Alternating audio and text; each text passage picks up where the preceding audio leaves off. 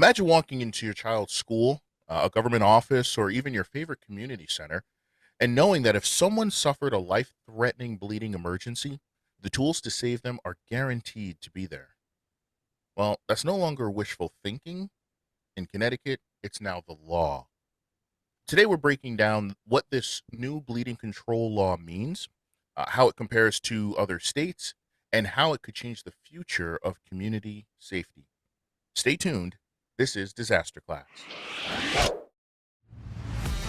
You're listening to DisasterClass Podcast by Instinct Ready Emergency Management.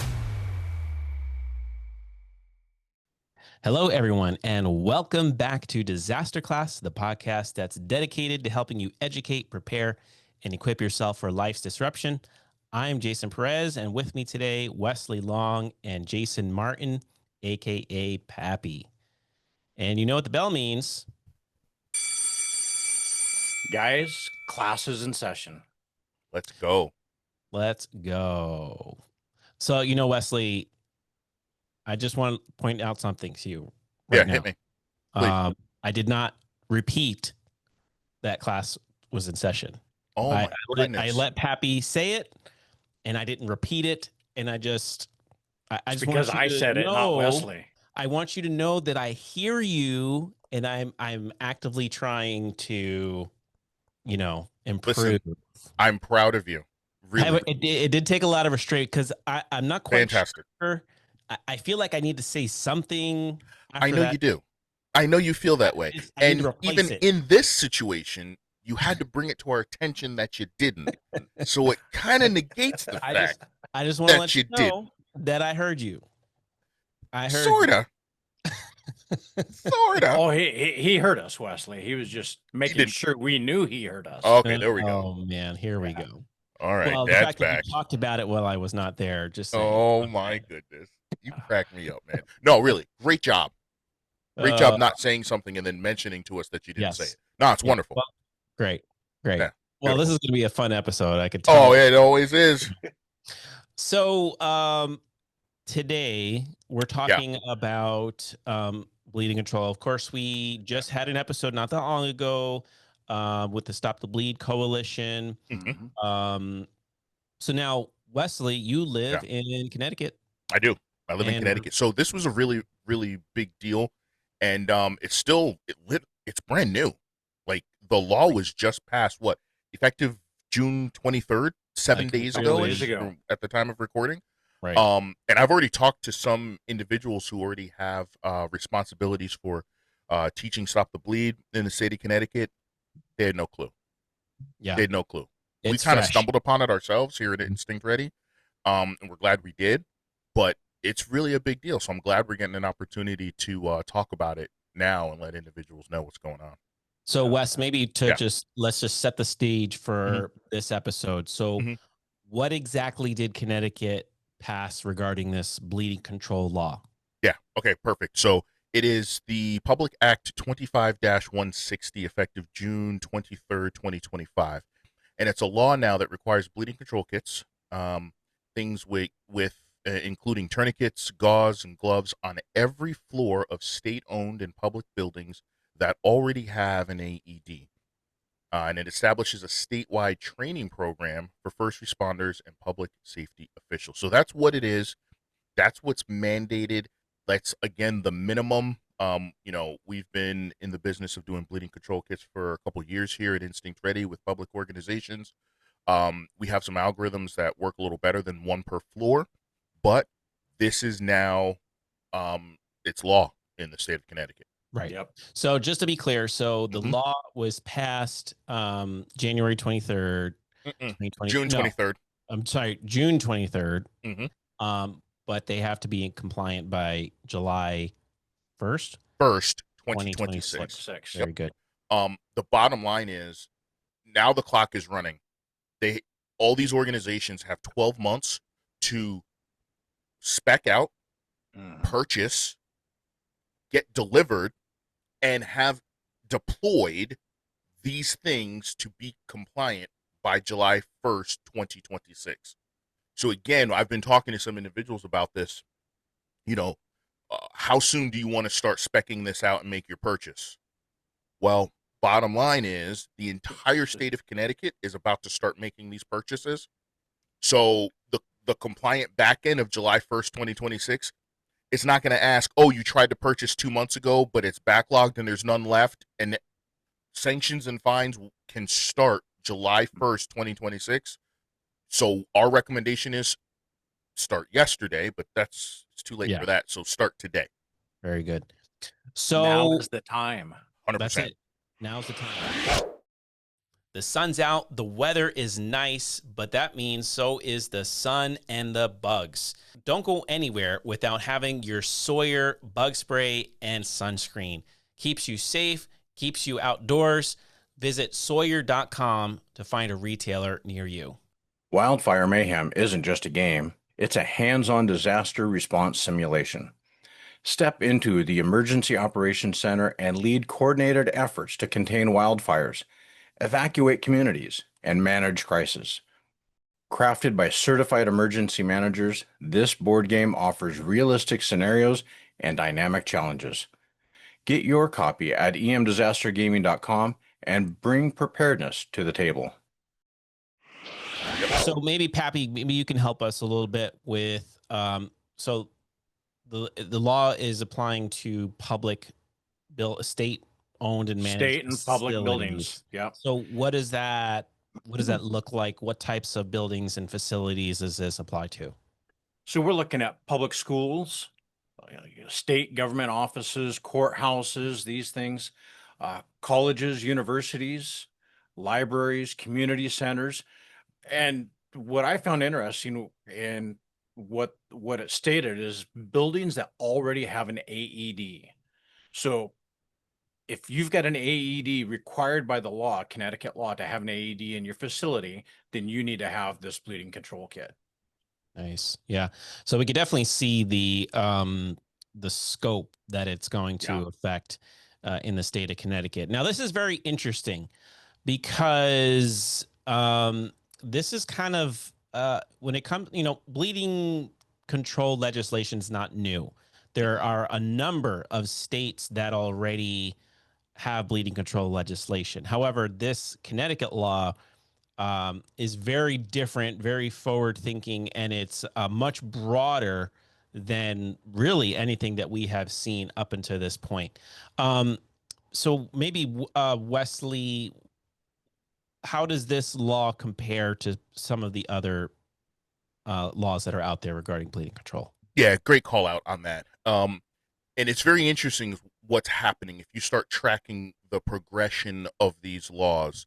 The earlier laws were kind of specific to location, and now these laws are growing in their maturity and their reach, right? So one of the things that Pappy didn't mention before, so all the things that Pappy said is accurate, but in addition to that, any newly constructed Buildings.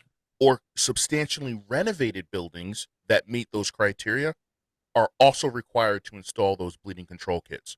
So as you mentioned, Jason, it's a lot right now, but it's also forward facing. They've got their eye on the future to make sure that this is a continued process to make sure the community is safe. So back to your question, what are the differences? So Connecticut joins about 14 other states where bleeding control legislation already exists, but it's taken a little bit further, as we mentioned, than most. So for instance, Texas, 2019, they require kits in schools only, right? Very, very specific and focused. Indiana requires stop the bleed training for teachers, but kit replacement is limited to schools, right? New Jersey requires some public buildings to have kits, but the law is not as broad, right? So again, the scope isn't the same. Whereas, and again, as we mentioned, Connecticut requires kits in a wide range of public spaces and mandates placement on every floor where AEDs are located. So what that does is it makes Connecticut's law one of the most comprehensive in the country to date, right? In fact, the American College of Surgeons has praised it as a model for other states. So what can we look to in the future? Maybe some of those 14 states that already have some laws may make them more robust to meet the bar that Connecticut is setting, right? Or in the future, new states that come online, like we've been talking about New York, this House bill's been on the Senate floor in New York for a few years. It's just a matter of time before it's mandated in New York as well. Maybe they'll use the Connecticut bar as the baseline and build from there. So I think it's natural that as states and understandings and things progress, each new approach to this is a little bit more robust and a little bit more comprehensive. And Connecticut is the latest and so far the greatest. Yeah. And that's awesome for Connecticut to be setting that bar for states that have much a bigger range of schools and public buildings. Just in the size of Connecticut, thinking about other states in the country, smaller state size wise, but they are setting such a high bar for everybody, and everybody needs to take note of this. Yep. Yeah. So now it's interesting, and it's not, to me, it's not surprising that Connecticut is taking this, Connecticut specifically is taking this real big step forward. Okay. Just throwing this out there, and one of the things we think about in Connecticut history is the Hartford Consensus, which is really is where after post Sandy Hook, American College of Surgeons, all these experts that have come together to look at mass casualty incidents and really creating these studies and examining from a scientific and educational standpoint of how to increase, patient outcomes. So really doesn't surprise us at all when we think about, some of the things that Connecticut has dealt with. They're taking this big forward leap. Yep. So with that in mind, maybe Pappy, you can help us, why is this so important, right? We've talked about bleeding control, so our listeners are probably familiar with why it's important. But maybe help us out, just emphasis, repetition for emphasis to really help us get that point. The other day or a couple weeks ago when we had Stop the Bleed on the episode, he helped us to appreciate that uncontrolled bleeding is the leading cause of preventable death after a traumatic injury. And we don't think about that. We think about other things. But when you think of the number of car crashes, workplace accidents, violence of various kinds, it can all result in serious bleeding. So it's no wonder that it is the leading cause. So having these bleeding control kits, and not just the kit, but trained individuals. A kit's no good if nobody knows how to use it. So if they're available and people know how to use them, it significantly increases the chance of survival for those that are impacted, especially in those first few minutes. So this law is ensuring that the presence of this life-saving equipment and the necessary training so that people can use it effectively. And that's superb. That's, as we mentioned, it's just huge. Yeah, and if I could jump in real quick, so a couple things. One, sounds kind of familiar to educate, prepare, and equip. Right, just saying. Right, very, very, very valuable. It's important, right? We give you the education, the preparedness is a state of mind, the active readiness, and then equip. Again, you got to have the stuff to do the thing, right? So they're addressing all of that with this law. And one of the biggest words that you just said, Pappy, in answering that question, that I just want to make sure gets highlighted, underscored, bold, italicized, even though you're never supposed to do all of those at the same time. Preventable. Preventable. Right? So we talk about car crashes, workplace accidents, acts of violence. Those things are going to happen. Blood will be lost, but the death from that loss is preventable. Like, that's the part that is so impactful to this. If you have the know-how and you got the stuff, even when those things happen, and even when injuries are incurred, death doesn't have to result. And that's what it's all about. That, like, when you said that word preventable, I was like, man, that's huge, Pappy. Thank you for highlighting that. And I just wanted to make sure we circled back and talked about the value of this. Huge. Yeah. So just a personal experience that happened just a few weeks ago. It wasn't a major blood loss, but my son cut himself with his knife, his pocket knife. I mean, it was a nice clean cut right on the edge of his finger. It was bleeding a lot. I had this stuff. I had my quick pack in the pickup, was able to go out there and get it taken care of good enough until we could get home and take care of it even more. Didn't require a tourniquet, didn't require all of that. But having the equipment, that's the point I'm trying to get at, is having the tools close by and the people who know how to use them. This is Huge. It is. It really, Huge. really is. Yeah, absolutely. Very good. So, so going back to Connecticut, Yeah. you know, now we're talking about compliance, right? What do Mhm. they have to, what if they have to start doing to get compliant? Now, and from my understanding, the Department of Emergency Services and Public Protection is tasked with rolling out a training program Mhm. by July 1st, 2026. But organizations are really encouraged to start taking proactive steps now. They still need to go and take care of getting their organization set up with these kits, placement, finding reliable kits to purchase. So being proactive, starting now to get ready for that rollout. Yeah, can I jump in again? I Please. always got something to say here, man. So with that logistics, right? I like to talk logistics. So let's just voice treat this and talk. Basically, the entire state of Connecticut is about to start ordering bleeding control kits. I would imagine, to some degree, there's going to start to be a back order. At some point in time, the the people that produce these kits are going to be like, "You're going to have to wait. We don't have any left on the shelf." So Right. we are encouraging organizations, schools, uh, town halls, city halls. We are encouraging them to get ahead of that, because compliance is mandatory by July 1st, 2026. Yeah. So I just to add to that, Wesley, Yeah. it is so easy for all these different agencies, especially that, like you mentioned, the town halls, and I appreciate that local, that smaller complex aspect of it, for the libraries and the town halls and community centers and things like that. Post It's easy. office. They're not going to need the number that schools are going to need or other bigger The quantity. agencies. Right. Right. So it's easier sometimes to just go onto Amazon or somewhere and order a couple of kits that are going to be easy. Okay. But what about the quality of what they're Oh, getting in yeah. those Amazon kits? Okay, let's take the tourniquet. We all know that the seriousness of having a quality tourniquet. Mm-hmm. Amazon, you can go on there for $8.95, get your tourniquet, and it's not going to be the quality that you need. Right.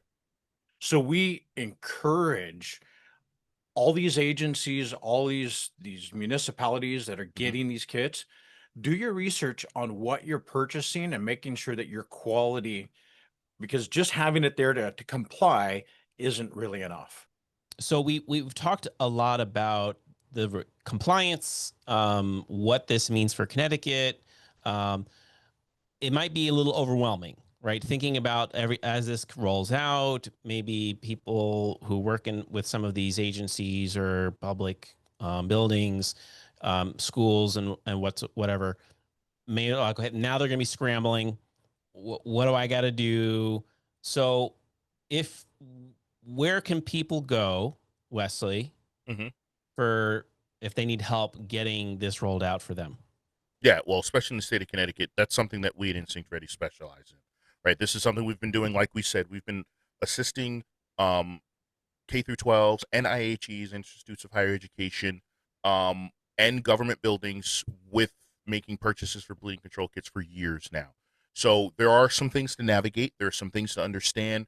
There are certain vendors and providers that have what is known as the industry standard, and we have access to all of those. We have great working relationships with those organizations. So you come to us, we will be able to sit down, take a comprehensive look at what you're looking for, what you need. Because here's another thing that hasn't been mentioned, Jason. If you're an organization that doesn't currently have bleeding control kits, and now you're like, hey, we got to be compliant, we need to purchase bleeding control kits. Awesome. That's the purpose of this law. However, from an emergency management standpoint, if you have emergency operations plans, right, that means the use and the location of your bleeding control kits isn't currently in your plans to keep your people safe.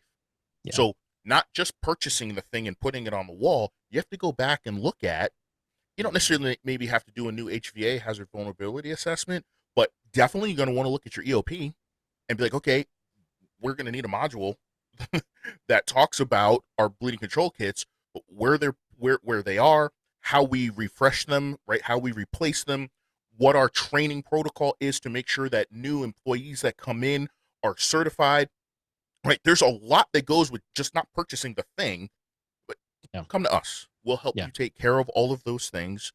We've got our emergency management staff on call. If we need to start rewriting your EOP for these new things, those are things we can assist with, right? Let Instinct Ready be your force multiplier for purchasing your products, right? Because we're going to assist you with that. We're going to point you in the right direction. And then also rewriting any of your protocols and policies that you have in place for your organization. That's something our team can also assist you with. Yeah. So, and the kits that we provide, they're going to be top quality. They meet all the ACS standards, the stop the bleed standards, the DOD standards, combat casualty care standards. So all the not only will be compliant with the Connecticut legislation, but it will also be up to that industry standard, like you talked about, Wesley. And let me just throw this out there because I can't shut up. You know how I go. Like I'm in the mode now. Not only will they be compliant with everything, also too, we can assist you. We have a grants team that can assist you to look for grant funding to help assist cover some of those costs, right? Because once you get into these federally mandated products that we offer, there's also going to be some grant opportunities in conjunction with that. So, and again, the minute we start talking about grants, now you know the need to start today, because the grant application process can take months, right? It could take literally 3 to 9 months for a grant application to go through. So if you're going to be waiting for that grant funding to make your purchase, you need to start submitting those grants today so that you can stay ahead of the game. All right, I'll be quiet now. Momentarily. No, I won't. Yeah. No, you won't. I know from experience. No, you won't. You're welcome. In addition to my other nickname for you, Captain Synergy. Oh, yes. I haven't had that in a while. That I haven't told you about yet, Wesley. Ouch. Well, at least I can't blush, Jason. What do you got? Captain Overexplainer. No. Sorry. Oh. Womp, womp, womp. Okay, so I digress. So, Pappy, obviously we're talking about Connecticut. This is what's coming. We know other states have things in the works. There's even federal legislation that's in the works. But regardless, right, even if you don't have any requirements, laws, obligations to provide bleeding control, for those outside of the Connecticut area or outside some of these states, what's the takeaway from this episode? So it's watch and learn. Okay, so Connecticut has already taken the stand. We've talked about other states doing so. So get on the bandwagon and start getting ready now. Even if it's not even a discussion in your state, just set the bar for your own area. Yeah. Get that equipment, get your people trained, and be ready. Have it there. Start now, because as we've mentioned, there's going to be a delay in getting product. So get that EOP going now. Get the help. Contact us. We're not just offering our help to people in Connecticut. Right. We're helping everybody across the nation. So reach out to us. We'll help you get started. But regardless of the legal mandates in your area, the bleeding control should be a core part of every organization's emergency preparedness plan. Schools, businesses, public spaces, everywhere. And I really like the thought that preparedness, it's not paranoia. People think that people who are preparing are paranoid about what's going to happen, but it's actually peace of mind. It's peace of mind. So you don't have to, when the event happens, oh, I wish I had this. Well, guess what? You've got it. It's hanging on the wall. So don't wait for the legislation to take action. Do it now. Yeah. So can I jump in? Well, should have seen that coming. No, Pappy, great explanation. I love it. Right, and I'll be brief-ish with this. Yeah. Brief-ish. Brief-ish. So every law is based on a principle, Mhm. right? We know that. So even if it's not law where you operate or where you work or where you live, look at the underlying principle. What is the Yeah. principle behind all of these laws with 14 states and potential federal mandates? The principle is we want to keep people safe. It goes back to what Pappy Yeah. said with that, the other P word, preventable. The death from injury, from bleeding, is preventable.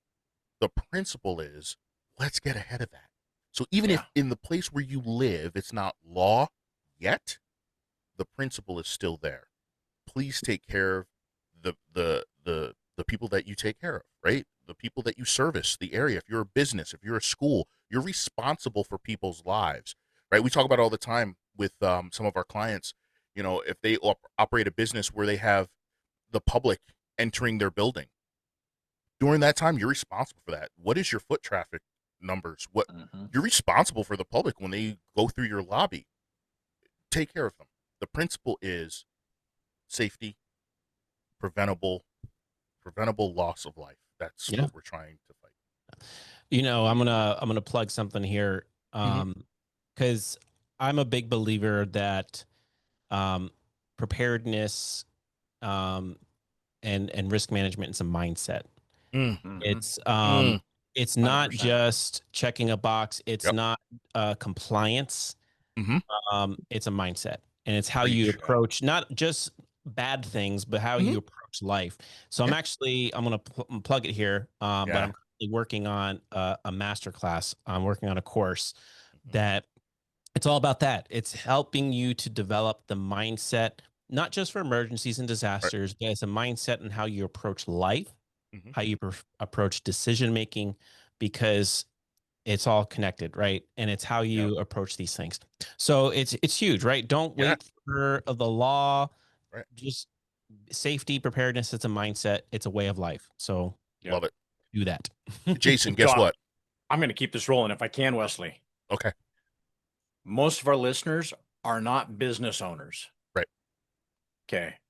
So for those of our listeners who aren't, they're going in and they're clocking in their time. If you know that the company that you work for, the agency that you work at, if the school system you're in, wherever, and they don't have this equipment, Mm. go to the responsible person and say, "Hey, we really need this here." Mm-hmm. And have them watch this episode. Have them do the research to see that you're vested Yeah. in where you work for yourself, your coworkers, your bosses, your employer, that you want everybody there to be safe. So take that step. It sometimes they just don't even know. They're not even thinking about it. They're just trying to focus on the day to day. Mm-hmm. But it works. And when they see that, when the employers see that they've got employees vested in this, Yeah. they appreciate it. And that's contagious. Yep. That's beautiful. So I'm gonna interject and say what I was gonna say um after Jason finished. And this goes back to the very beginning of the episode. I have nothing to add. We did it, Jason. We made him speechless. Oh, mark the day. And he is blushing. Oh, am I? Oh, yeah, you can see it a little bit. A little bit. A little All right. bit. You All right. know. No comment. Well, let's takeaways from this episode. Yeah. Connecticut has just passed a new law that's really it's a leader in bleeding control legislation in this Mm-hmm. country, and other states are watching, and likely this is just the beginning, right? This is the trend of what's to come. But as we know, and as we've talked about many times on Disaster Class, bleeding control saves lives. It's something that, whether it's mandatory or not, it's something that we should be doing. Yeah. So, you Everybody know, needs to be involved. everyone needs to be involved. So whether you are a family, your business, your organization, government entity, whatever, take these things seriously. And we're here to help, right? DisasterClass at Instinct Ready. We're here to help organizations prepare and put together the tools and resources so that they can be ready for whatever comes their way. Yep. So before we conclude this episode of DisasterClass, as always, there is homework. Wesley, give us the homework. All right, guys, make sure you like, subscribe, sign up for alerts for DisasterClass. We would love it if you could leave us that 5-star rating, give us a thumbs up. And more importantly than any of that stuff is comment. We want to get this engagement. We want to hear from you guys. Is there something you learned, something you appreciated from this episode? You have a recommendation for us, something for us to discuss and follow up? We want to hear from you because we really appreciate it when you guys comment. Yeah.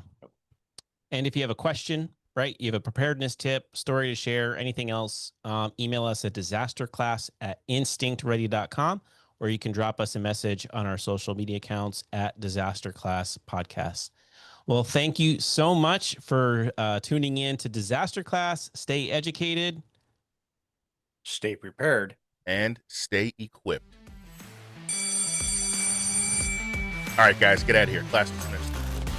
This episode of DisasterClass was sponsored in part by Sawyer Products, EM Disaster Gaming, Stop the Bleed Coalition, Blue Lotus Virtual Services. This episode was hosted by Jason Perez, Jason Martin, and Wesley Long. DisasterClass is directed, produced, and edited by Jason Perez.